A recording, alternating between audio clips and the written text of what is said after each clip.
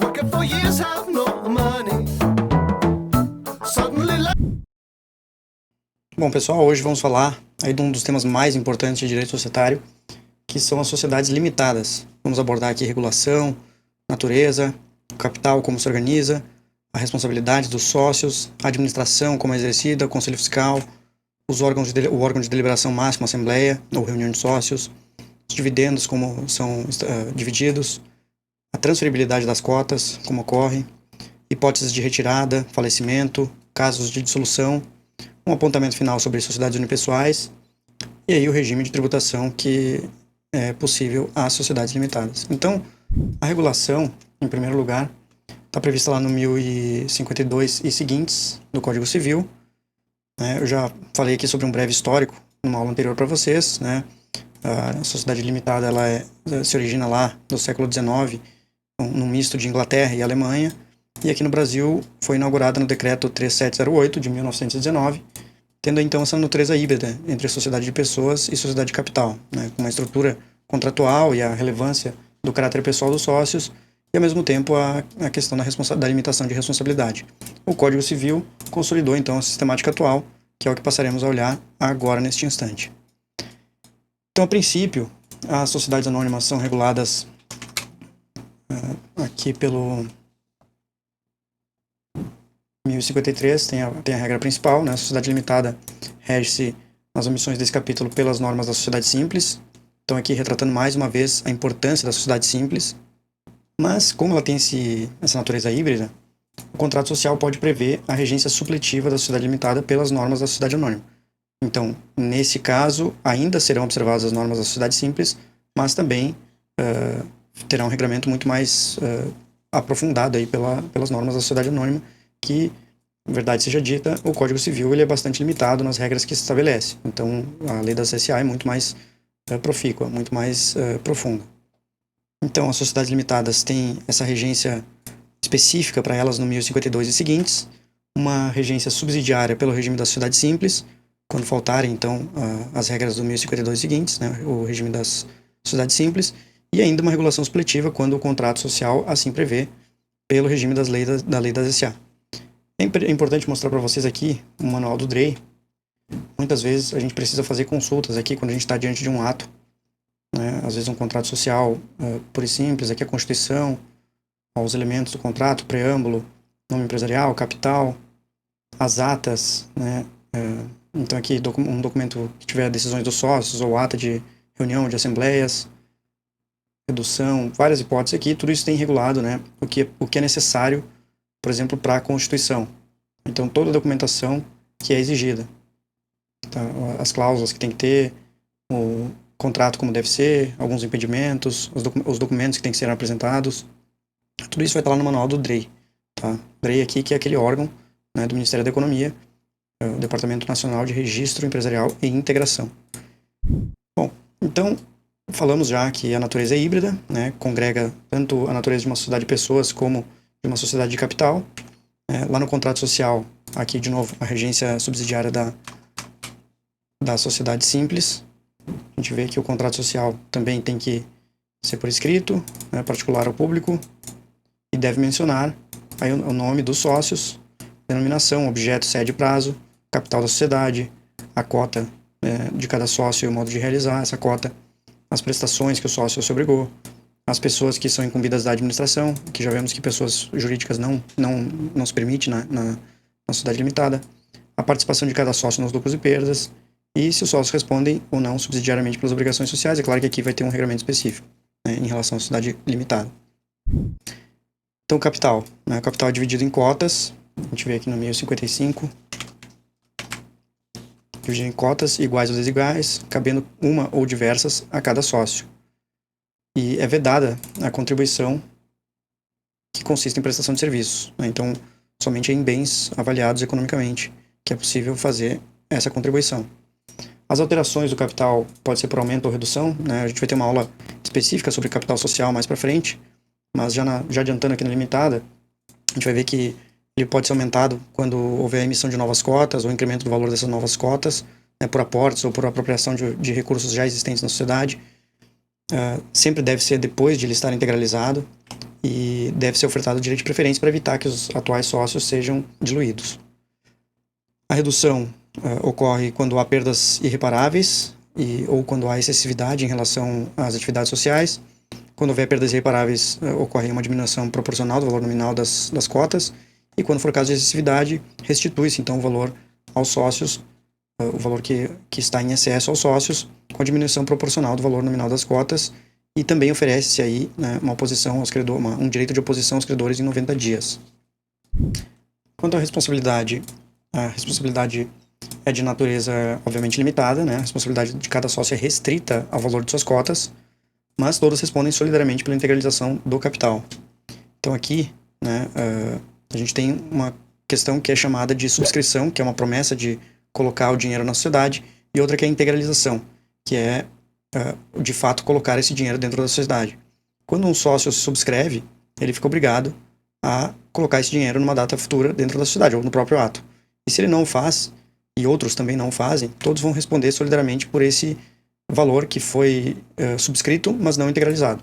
É isso que se diz aqui quando se afirma, né, que os sócios não têm responsabilidade, né, que eles têm a responsabilidade restrita ou limitada ao valor de suas cotas, mas todos respondem solidariamente pela integralização do capital.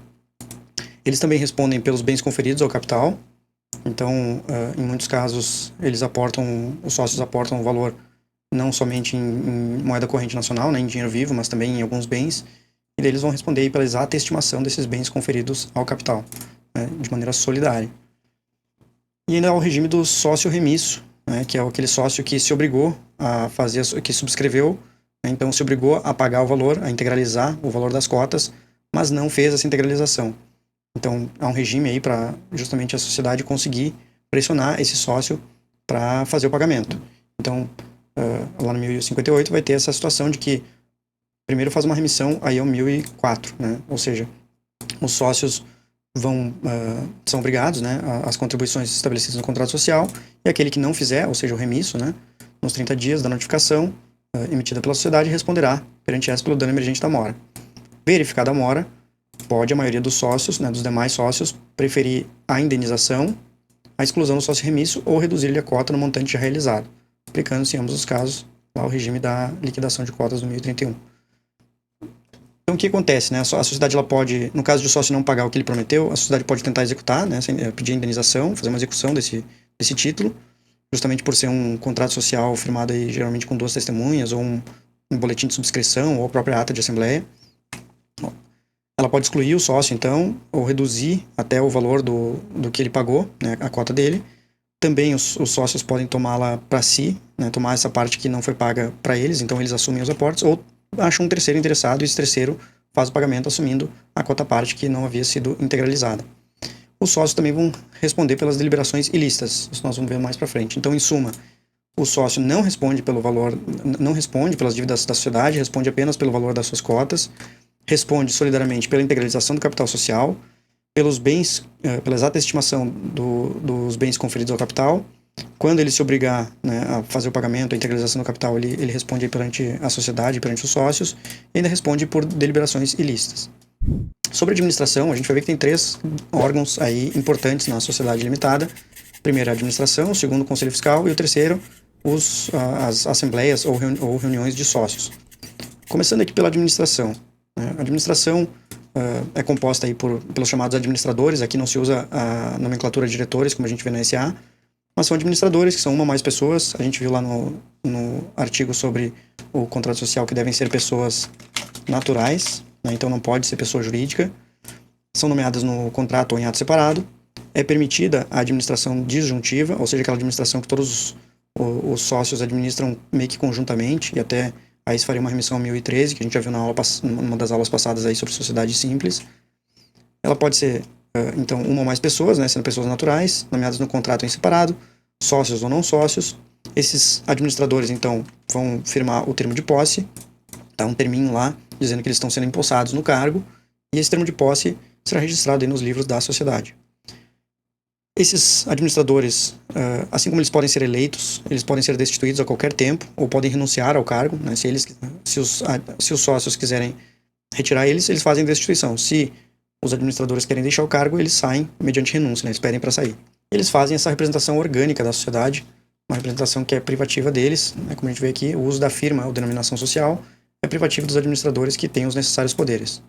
Claro que essa representação orgânica já também está prevista aqui de maneira mais geral no artigo 47, né? Dizendo que obrigam a pessoa jurídica os atos dos administradores, e ainda aquela regrinha prevista no 1022, que diz que a sociedade adquire direitos, assume obrigações e procede judicialmente por meio de seus administradores. Portanto, é a administração que vai que vai promover aí os atos da sociedade, gera uma imputação direta, né, de responsabilidade, vincula a sociedade, os atos dos administradores vinculam a sociedade, fazem não apenas a representação orgânica da sociedade, mas eles também fazem, né, todo o tipo de ato de gestão, esses atos do dia a dia de administração ordinária da companhia, é a administração, né, os administradores aqui que vão exercer esses atos, que vão praticar essas atividades. E os administradores têm que ter as suas contas aprovadas aí anualmente, né, e daí eles vão elaborar um inventário, um balanço patrimonial, um balanço de resultado econômico, para então mostrar para os sócios como foi, né, financeiramente aí, administrativamente, o exercício social, ou seja, aquele ano da sociedade. O conselho fiscal só vai ocorrer aqui se o estatuto estabelecer, ele pode não existir. Se ele existir, será composto por 3 a 5 membros, mais os suplentes, serão eles eleitos na sociedade ou na reunião anual, e tem atribuições, né, de fiscalizar e opinar sobre o prisma financeiro e contábil, então eles não avançam muito além disso, os atos e o cumprimento aí dos deveres dos administradores e determinadas operações da companhia, operações mais relevantes da sociedade, né, e inclusive admitida atuação individual em alguns casos, em algumas situações, mas em geral eles atuam de maneira colegiada também, né, assim como os sócios, né, diferentemente dos administradores. As atribuições conferidas ao Conselho Fiscal são indelegáveis, né, nenhum sócio, nenhum outro órgão pode exercer essas atribuições. É o 1070 aqui. As atribuições e poderes conferidos ao Conselho Fiscal não podem ser outorgadas a outro órgão da sociedade, justamente porque eles estão lá para fiscalizar a administração. Então falamos sobre os administradores, falamos sobre o Conselho Fiscal, e agora talvez um dos órgãos mais relevantes, que é o órgão de deliberação, que é a reunião dos sócios ou as assembleias, né, dependendo aí da quantidade do número de sócios. Então, o formato será de reunião de sócios, se for menor ou igual a 10 sócios. Então, é um formato que é dotado de um pouquinho de mais flexibilidade. E, se for superior a 10 sócios, será o formato da assembleia, que tem um pouquinho de maior rigor. As atribuições das assembleias, vamos chamar aqui de assembleia sempre, tá, para facilitar, será aprovar as contas dos administradores, eleger e destituir os administradores, modificar o contrato social, promover atos de reorganização societária, como incorporação, fusão e cisão, dissolução e liquidação da sociedade, decretar, pedir a autofalência ou entrar com recuperação judicial ou extrajudicial, então esses atos relacionados à insolvência da empresa, bem como outras deliberações que porventura estejam previstas no contrato. Então a gente vê que essas atribuições fogem um pouco dos atos do dia a dia da sociedade, são deliberações aí mais estruturais e relevantes aí do ponto de vista estratégico, atinentes aí à sociedade. Para convocar uma assembleia, a gente tem algumas formalidades, né? Tem a convocação, em regra, é pela administração, mas pode ser pelos sócios ou pelo Conselho Fiscal, em alguns casos aí, principalmente de falhas da administração. A convocação tem que observar aí anúncios de convocação publicados por editais 3 vezes em jornal de grande circulação e no Diário Oficial. Tem que ter uma antecedência mínima de 8 dias a contar da primeira convocação e 5 dias da segunda convocação. E pode ser dispensada aí a formalidade da convocação quando os sócios se declararem por escrito. Aqui no 1072, parágrafo 2º, dispensam-se as formalidades da convocação quando todos os sócios comparecerem ou se declararem por escrito, cientes do local, data, hora e ordem do dia. Então, às vezes isso é feito por carta, às vezes é feito pela própria presença maciça dos sócios no conclave, e haverá uma dispensa geral, né, uma dispensa da própria assembleia ou reunião, quando, por unanimidade, os sócios decidirem por escrito sobre a matéria, né, objeto de deliberação, que seria convocada para fins de assembleia ou reunião. As deliberações dos sócios vinculam todos os sócios, mesmo os ausentes ou os dissidentes, né? Ausentes aqueles que não compareceram na reunião e dissidentes aqueles que votaram pela rejeição da deliberação ou se foi rejeitada pela aprovação. As assembleias têm dois quórums importantes, o quórum de instalação e deliberação. O quórum de instalação é para que a assembleia ocorra, e o de deliberação é para ver se aprova ou não determinada matéria. O de instalação, em primeira convocação, é de 3/4 do capital social, ou seja, para que a assembleia seja instalada, devem estar presentes sócios representantes de 3/4 do capital social, e em segunda convocação, aí por qualquer número. Tá? É o que prevê aqui o 1074. A Assembleia de Sócios instala-se com a presença, em primeira convocação, de titulares de no mínimo 3/4 do capital social, e em segunda com qualquer número. A gente vê que é um número bem alto, né? 3/4. Poderia ser um pouquinho inferior, a meu ver. As deliberações, então, ou é pelo princípio da maioria, né? É pelo princípio da maioria, mas essa maioria pode ser qualificada, uma maioria do capital, ou a maioria simples dos presentes, né? Então, no caso da maioria do capital, serão aquelas deliberações que a gente viu acima, com exceção da aprovação das contas, né? Mas todas essas outras essas aqui, serão pela maioria do capital social, ou seja, eleição, destituição, remuneração dos administradores, modificação do contrato social, atos de reorganização, e aqui tem que ser conferido o direito de recesso ao acionista que não concorde com a reorganização proposta, dissolução e liquidação e casos de insolvência. A maioria dos presentes será todos os outros casos em pauta. A mesa da Assembleia será composta por um presidente e secretário escolhidos dentre os sócios presentes. Dessas deliberações será lavrada uma ata, né, chama ata de Assembleia ou de reunião de sócios. Essa ata será lavrada num livro próprio, né, livro de atas de Assembleia. Há duas modalidades principais, a Assembleia Ordinária ou a Assembleia Extraordinária, que poderia ser chamada de reunião também ordinária ou reunião extraordinária, ou simplesmente ata de reunião dos sócios, tá? Enfim, porque ela pode ser mais simplificada. E aqui a gente tem as matérias, né, que são submetidas à Assembleia Ordinária, que é as contas dos administradores, a eleição dos administradores e outros assuntos que porventura estejam na ordem do dia daquela Assembleia em si. Não é muito recomendável colocar outros assuntos relevantes aqui, né? Aqui são outros assuntos de ordem geral, e geralmente procura-se apenas se ater nesses dois pontos e na destinação de resultados. A convocação, nesse caso da Assembleia Ordinária, né, até 30 dias antes tem que estar disponibilizados esses documentos aqui relacionados à conta dos administradores, ou seja, aquelas demonstrações financeiras da sociedade. E uma vez aprovada as contas sem reservas, aqui há o quitus, que é a exoneração de responsabilidade dos administradores. É o que a gente vê no 1078, no parágrafo 3º. A aprovação sem reserva do balanço patrimonial e do resultado econômico, salvo erro, dolo ou simulação, exonera de responsabilidade os membros da administração e, se houver, os do Conselho Fiscal. A Assembleia Extraordinária, então, serão todas as outras matérias que não sejam essas duas, tá? E muitas vezes não se dá o nome só para frisar, né, de Assembleia Extraordinária, sim apenas ata de reunião de sócios. A responsabilidade dos sócios que votarem de maneira ilícita, ou seja, contra o contrato social aqui, ó, ou a lei, ó, as deliberações infringentes do contrato ou da lei tornam ilimitada a responsabilidade dos sócios, né, que expressamente as aprovaram. Então, muito importante, porque isso aqui é uma exceção ali, o princípio da ilimitação da responsabilidade. E, por fim, aqui é possível aplicação subsidiária, né, em caso de omissão do contrato, para as reuniões, sobre todo o regime das assembleias. Então, todas essas regras que a gente viu aqui se aplicam aí para as reuniões, se não tiver um modo mais simplificado no contrato social. Por fim, tem a modernização também, que é o artigo 1080-A, né, que é em caso de voto à distância, assembleias híbridas ou assembleias digitais. Isso foi previsto aqui em razão da pandemia, né? Na época da pandemia foi feita essa lei, e para facilitar, né, o distanciamento social que na época era exigido. Os dividendos, né? Isso aqui é uma das grandes questões das sociedades limitadas. Eles, via de regra, são proporcionais, mas é possível dispor de maneira contrária no contrato social. Então, se o contrato social prevê a distribuição desproporcional, em alguns casos é possível, né? Então, salvo estipulação em contrário, o sócio participa aí dos lucros e perdas na proporção das respectivas cotas. Então, isso também é válido para sociedade limitada. A transferibilidade das cotas para sócios é livre, tá, em razão do 1057. Vou colocar aqui. Na omissão do contrato, o sócio pode ceder a sua cota total ou parcialmente a quem seja sócio, independente da audiência de outros ou a estranho, se não houver oposição de titulares de mais de 1/4 do capital social. Então, para os sócios é livre, mas para terceiros tem que ter a não oposição de 1/4 do capital social, né, salvo disposição em contrário. E a eficácia aí se dá a partir da verbação dessa dessa ata, né, ou desse documento que regulou a transferência das cotas na junta comercial.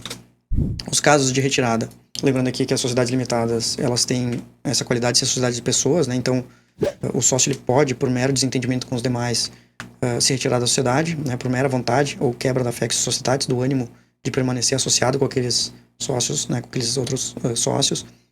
Então, ele pode exercer o direito de retirada pelo 1029. Esse aqui é um artigo muito utilizado hoje em dia. Além dos casos previstos em lei, qualquer sócio pode retirar da sociedade, se por prazo indeterminado, mediante notificação dos demais sócios, com antecedência mínima, 60 dias. Se por prazo determinado, aí tem que provar judicialmente justa causa. Mas, via de regra, portanto, um sócio aí pode se retirar a qualquer tempo, né, nas sociedades com prazo determinado. Aqui, vamos colocar a qualquer tempo, notificação, no mínimo 60 dias de antecedência.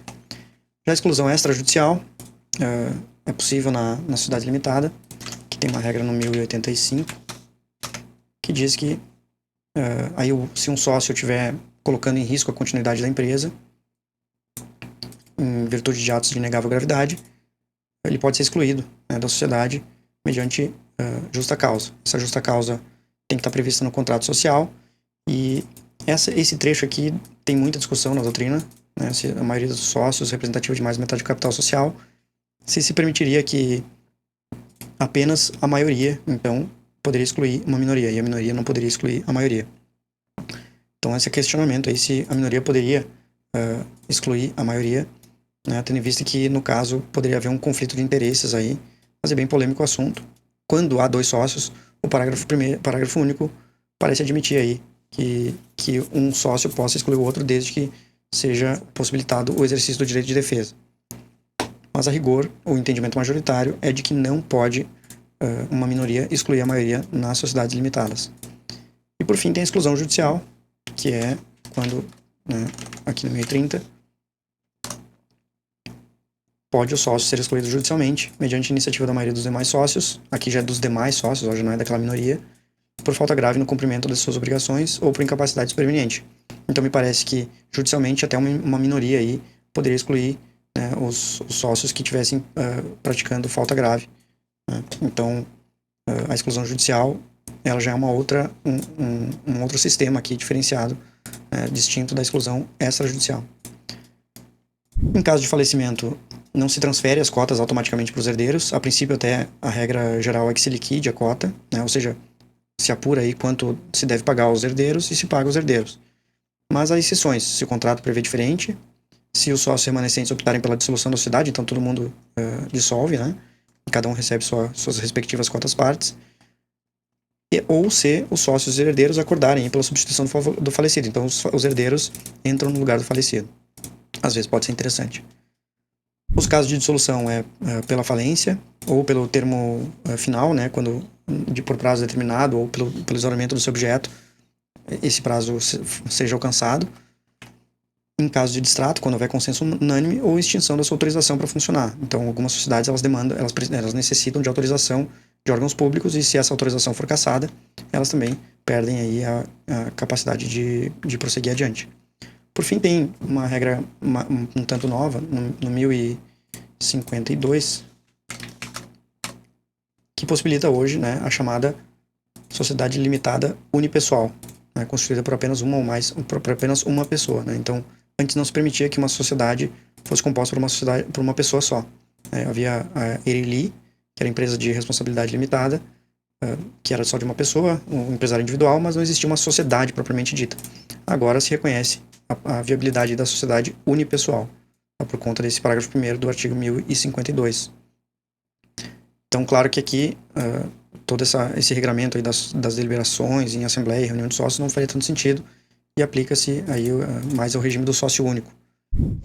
Por fim, os regimes de tributação, nós vamos ter o regime do lucro presumido, do lucro real e do simples nacional, conforme for lá os patamares, né, de faturamento anual da empresa, ou aí o simples nacional, que é um belo diferencial em relação à SA. A SA não pode ter simples nacional, enquanto que a limitada pode optar aí pelo simples nacional, né, que daria uma certa vantagem em termos tributários, uma economia e talvez até uma eficiência tributária nesses termos. Então agora eu queria mostrar para vocês alguns modelos de pesquisa de atos das sociedades limitadas. Um bem interessante é vir aqui no site da imprensa do Diário Oficial da Indústria e Comércio e digitar aí uma palavra-chave, né, buscar por palavras-chave. É possível fazer uma busca avançada aqui e daí selecionar, né, o caderno empresarial. Então colocar aqui ata de reunião de sócios e ver o que aparece. Aqui, por exemplo, a gente vê alguns exemplos. Vamos clicando aqui e abrindo alguns exemplos, tentar ao vivo mostrar para vocês. Então aqui a gente já vê contratos sociais, né, entidade de convocação, e aqui uma ata de reunião de cotistas, ó, bem simples. Né? Vamos ver o que eles deliberaram aqui. Redução do capital social, os sócios representando a totalidade do capital, estabeleceram, em decorrência ao excesso de capital, então é bem aquela hipótese que narramos antes, né? Reduzir o capital fica reduzido de 1 milhão e 500 em 1 milhão e 500, então desce de 7 milhões e 800 para 6 milhões e 300, mediante o cancelamento aí de cotas no valor nominal de R$1 cada uma. Aí é o reembolso aqui, ó, reembolsa o sócio em questão, mediante quitação parcial do seu saldo. Aqui tem até já tinha um acerto de contas aqui entre eles. Então esse aqui é um exemplo, vamos ver se a gente acha outro aqui. Ó, aqui é um edital de convocação, esse aqui é uma SA, aqui é uma limitada, ó, um edital de convocação para uma Assembleia Geral Extraordinária. E esse aqui é aquele edital que é publicado por 3 vezes, né? Então vai dizer, aqui vai ser uma Assembleia virtual, ó, né, convocada pelo Teams, realizada pelo Teams, e a deliberação seria uma alteração aí ao contrato social para formalizar a retirada de alguns sócios, mais a admissão de outros 72 novos sócios, e a destituição e eleição de novos administradores e regras aí atinentes à administração. Então, a gente vê como é um sistema que há vários modelos aí que se pode buscar. Aqui mais um, ó, ata de reunião de redução. Deixa eu ver que não está fácil aí, né?